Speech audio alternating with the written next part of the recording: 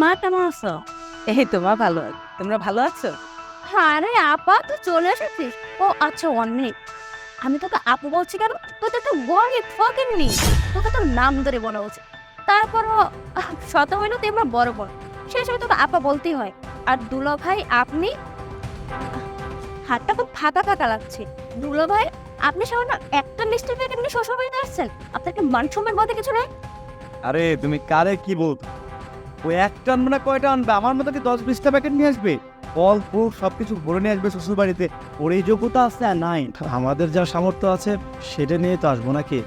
আর আল্লাহর মতে আমার সামর্থ্য আল্লাহ দিয়েছিল, কিন্তু হঠাৎ করে আমার ব্যবসায় লস হয়ে যাওয়ার পরে আমার সামনে চলে আসলো শ্বশুরবাড়িতে আসতে হবে, তাই সামর্থ্য অনুযায়ী মিষ্টি নিয়ে আসছি। তোমার সামর্থ্য ভালো আছে, তুমি অনেক কিছু নিয়ে এসেছো, কিন্তু আমি তো বুঝতে পারি না যে আমার শ্বশুরবাড়ি আসার পরে আমার এভাবে অপমানিত হতে হবে। জানলে আমি সত্যিই আসতাম না।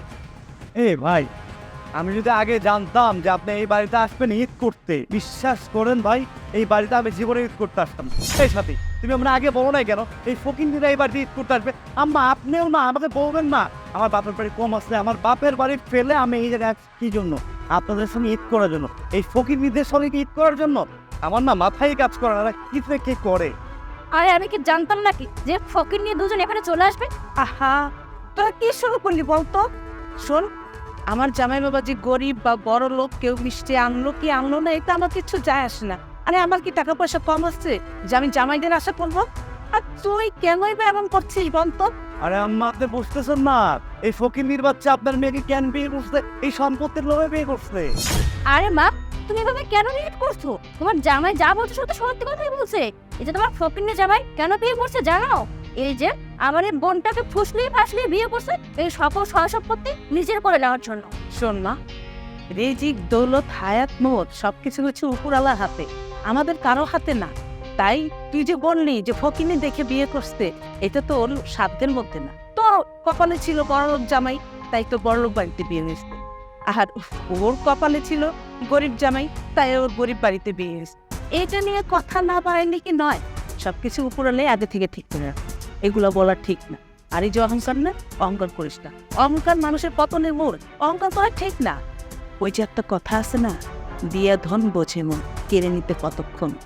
তাই আল্লাহ তোমাকে দিয়েছে, আবার কখন কেড়ে নিবিস তার কোনো বিশ্বাস নেই। তাই বলি কি, কারোর সাথে অহংকার করো। আর একটা কথা বলতো, তুমি যে আমাকে বারবার করে বলতেছো তোমার মেয়ের ভাগ্যে ছিল এটা। আচ্ছা আমাকে একটা কথা বলতো, তোমার মেয়ে যদি ফকিন্নির বাচ্চার সাথে যদি পালিয়ে না যেত, সত্যি কি ওর ভাগ্যে এরকম একটা ফকিন্নি ছিল? ওটা একটা ফকিন্নি, ফকিন্নির বাচ্চা হয়ে বিয়ে করছে শ্বশুর বাড়িতে, এত বড় বাড়িতে। বুঝো না, লোভ সামলাতে পারেনি, এই জন্য এই বাড়িতে বিয়ে করছে তোমার বোনকে। দেখো বাবা, সম্পত্তির ভাগ শুধু ও একা পাবে না, তুমিও পাবা। কারণ আমার এই দুই মেয়ে ছাড়া তো আর কেউ নেই। আমার এই ধন দৌলত টাকা পয়সা যা কিছু আছে, সবকিছুর অংশীদার তো তোমরা দুজনই। তাহলে তোমরা কেন এরকম করছো বলো? আরে মা, তুমি এত কথা বলছো কেন? আমি তোমার বোনের সাথে কথা বলছি, তোমার জন্য কি আমি আমার বোনের সাথে কথা বলতে পারবো না? তার সাথে আসলে আমার ভুল সময় চলে আসছে, ঠিক আছে মা?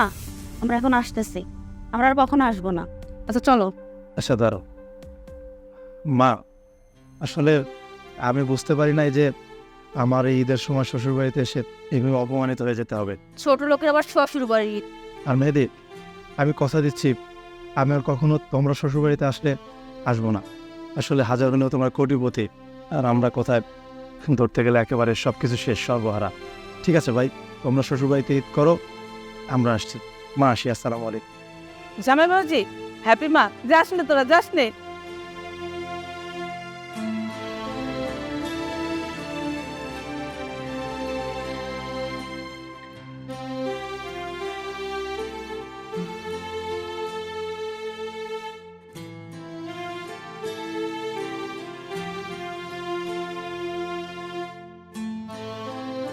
কি মা, এবার তো তোমার শান্তি হলো? আমাকে অপমান করে তোমার শান্তি হলো না? যত সব দিল আমার মুডটা নষ্ট করে। চলো তো।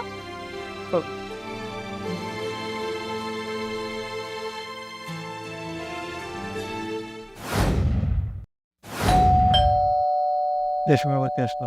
হ্যাপি, হ্যাপি, দেখো তো কে আসলো। আরে আজব, কোটিপতি মানুষ আমার বাসাতে কি মনে করে?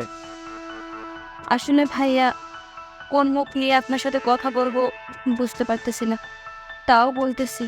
আসলে আমাদের সব কিছু শেষ হয়ে গেছে, আমরা রাস্তার ভিখারি হয়ে গেছি, আমাদের আর কিছুই নেই। মেহেদি দিনের পর দিন লস খেয়ে খেয়ে এখন আমরা পথে নেমে গেছি। বিশেষ করে এখন আমাদের থাকার মতো একটা জায়গাও নেই, রাস্তায় রাস্তায় থাকতে হয়। তাই কোনো উপায় না পেয়ে আপনার কাছে আসি। যদি আপনারা একটু দয়া করতেন তাহলে আমরা হয়তো একটু থাকার জায়গা পেতাম, নয়তো আমাদের রাস্তায় থাকতে হবে। আমার নাম আজকে হাসি পাচ্ছে, যেখানে কোটিপতি মানুষ শ্বশুরবাড়িতে 20 প্যাকেট 50 প্যাকেট করে মিষ্টির প্যাকেট নিয়ে যায়, সেই কিনা আজকে আসছে আমার কাছে সাহায্য চাইতে। হাউ ফানি না বিষয়টা? জি ভাই, আমার অহংকারের পতন হয়েছে সেদিন আপনার সঙ্গে খারাপ ব্যবহার করার পর থেকে। আমার ব্যবসায় লস অ্যান্ড লস। আমি মানে কোথায় যাব, কি করব কিছু বুঝতে পারতেছি। অনেকজনের কাছে গিয়েছি, সাহায্য চেয়েছি, আমার আত্মীয় স্বজনের কাছে গিয়েছি, বন্ধু বান্ধবের কাছে গিয়েছি, কেউ আমাকে একটা টাকা দিয়ে সাহায্য করেনি। আমি নতুন করে আবার স্টার্ট করতে চেয়েছি ব্যবসা, আমাকে কেউ সাহায্য করে। আমার যে পার্টনার ছিল ও সব টাকা মেরে নিয়ে বিদেশে পালিয়ে চলে গেছে। আমি এখন কী করবো ভাইয়া? আপনি তো আমার বড় ভাই, আমার বড় বোন, আমার তো নিজের ভাই বোন নেই। আপনারা যদি একটু দেখতেন, আমাকে সাহায্য করতেন। সত্যি ভাইয়া, কোথায় যাব, কি খাবো? ওদের বোনকে আমি 2 দিন ধরে কিছু খাওয়াতে পারিনি, খাওয়াবো কোথায় যাব? এক্স্যাক্টলি এইটাই তোমাদের বুঝের ভুল ছিল।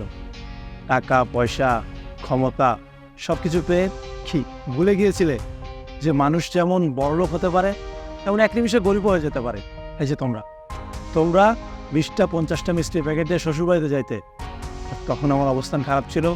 আমি মাত্র 1 প্যাকেট মিষ্টি নিয়ে গেছিলাম শ্বশুরবাড়িতে ঈদ করার জন্য। কিন্তু তোমরা আমাকে, শুধু আমাকে না, আমার বউ সহ আমাদেরকে অপমান করে বাড়ি থেকে বের করে দিয়েছিলে। তখন একটা বারও ভাবনি যে আমরাও তো মানুষ, আমাদেরও তো টাকা পয়সা ছিল, আমাদের বিজনেস ছিল, কিন্তু সেই বিজনেসে আমরা লস খেয়েছি। আমি বুঝিয়ে বলেছিলাম তোমাদের যে তোমরা আমাকে খারাপের উপর অপমান করেছিলে। একটা কথা কি জানো মেয়েদের, যেমন মানুষের উত্থান আছে তেমন মানুষের পতনও আছে, বুঝতে পেরেছো? টাকা পয়সা ক্ষমতার গরিমায় মানুষের সাথে খারাপ ব্যবহার করেছো, মানুষের সাথে অহংকার করেছো, মানুষকে মানুষ মনে করনি। কিন্তু এখন সেই মানুষই দেখো আমার কাছে তোমাদের আসতে হয়েছে। আমি আপনার বোনকে আজ 2 দিন ধরে কিছু খাওয়াতে পারিনি। রাস্তায় রাস্তায় ঘুরতেছি, কোথায় যাব, কি করবো কিছুই বুঝতে পারতেছি না। তাই ভাইয়া, আমাদেরকে ফিরিয়ে দিবেন না, আপু আমাদেরকে ফিরিয়ে দিবেন না। অহংকার হচ্ছে পতনের মূল, সেটা আমার হয়েছে। আমার অনেক অহংকার ছিল, আমি অহংকারের ইয়াতে মাটিতে পা রাখতে পারি। এত অহংকার সব শেষ ভাই, সব শেষ। আমার বাড়ি গাড়ি টাকা পয়সা সব শেষ, শুধুমাত্র অহংকারের জন্য। সাথে আমার শালি হলেও আমি ওর বোনের মতো দেখি। আমি চাই না যে আমার বোন রাস্তায় রাস্তায় থাকুক। ঠিক আছে, যেহেতু তোমরা এসেই পড়েছো, আমি তোমাদেরকে ফিরিয়ে দেবো না। তোমরা আমাদের এখানেই থাকো, যতদিন তোমাদের ব্যবসায় ভালো কিছু না হয়, ব্যবসা তোমাদের গ্রো না করতে পারো, তোমরা এখানে থাকো। টাকা পয়সা যতদিন ইনকাম না করতে পারবে আমার এখানে থাকো। টাকা পয়সা হইলে তারপর তোমাদের মন চাইলে চলে যাও, আর যদি মন চায় সারা জীবন এখানে থাকতে পারো। আল্লাহ আমাকে অনেক টাকা দিয়েছে, আর এটা মূলত পুরো ক্রেডিট আমার বউয়ের। আমার বউ লক্ষ্মী ছিল, তাই আমার অনেক টাকা পয়সা হয়েছে। আর আমি বলি তোমাকে, শোনো, তোমার ব্যবসার জন্য যদি কখনো কোনো কিছু প্রয়োজন হয় বা আমার সাহায্য লাগে, আমি তোমাদেরকে সাহায্য করবো, সমস্যা নেই। আসছো, যাও, ফ্রেশ হো। সত্যি ভাইয়া, আপনাকে কি বলে ধন্যবাদ দেব এটার ভাষা খুঁজে পাচ্ছি না ভাইয়া। প্লিজ ভাই, আমাকে মাফ করে দেবেন ভাইয়া। দেখেছো, আমি বলেছিলাম না আমার দুলো ভাই আর আমার বোনের মন মানসিকতা অনেক ভালো, তাহলে আমাদেরকে ফিরিয়ে দিয়ে দিলেন। চলো ফ্রেশ হয়ে যাই। আচ্ছা, তুমি যে ওদের মাফ করে দেবে এটা আমি কখনো ভাবতেও পারিনি। আসলে বোন তো তোমার, এখন তোমার বোনকে যদি তোমার বাড়ি থেকে এভাবে অপমান করে ফিরিয়ে দিই, বিষয়টা কেমন হয় না? আমি চাই তুমি সম্মানের সাথে থাকো। তুমি আমার বউ না, আমি চাই না তুমি মানুষের কাছে ছোট হও। এই জন্য আমি ওদেরকে মাফ করে দিয়েছি। আচ্ছা ঠিক আছে, তাহলে তোমরা বসো, আমি তোমাদের জন্য খাবার রেডি করি। ঠিক আছে, যাও।